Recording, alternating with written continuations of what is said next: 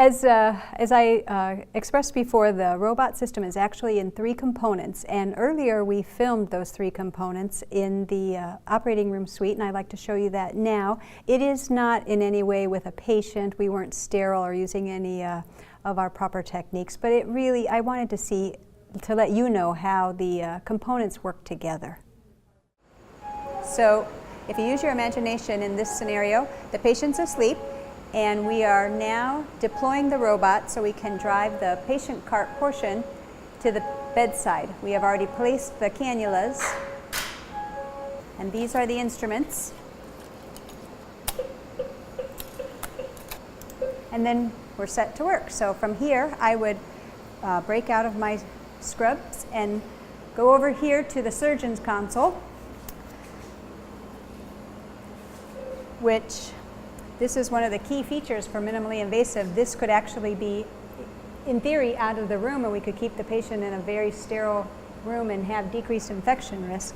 So from here, everything that I can see, I have absolute control for what I do. This flower is a little lighter than the uterus.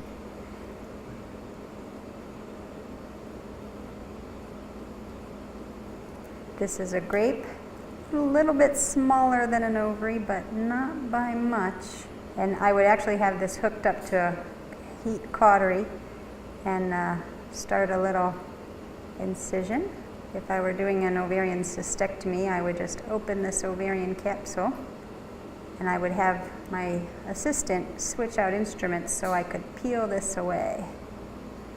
And believe it or not, this is very similar to an ovarian cystectomy. We take the capsule away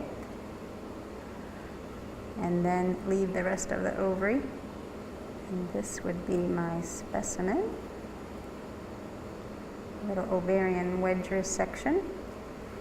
And I could actually take a suture and sew this back closed. And then that would be that. All through 3 8mm, very tiny incisions. I could actually remove the entire uterus with both tubes and ovaries with 3 tiny punctures. Well, thank you so much for viewing that. I hope that was helpful.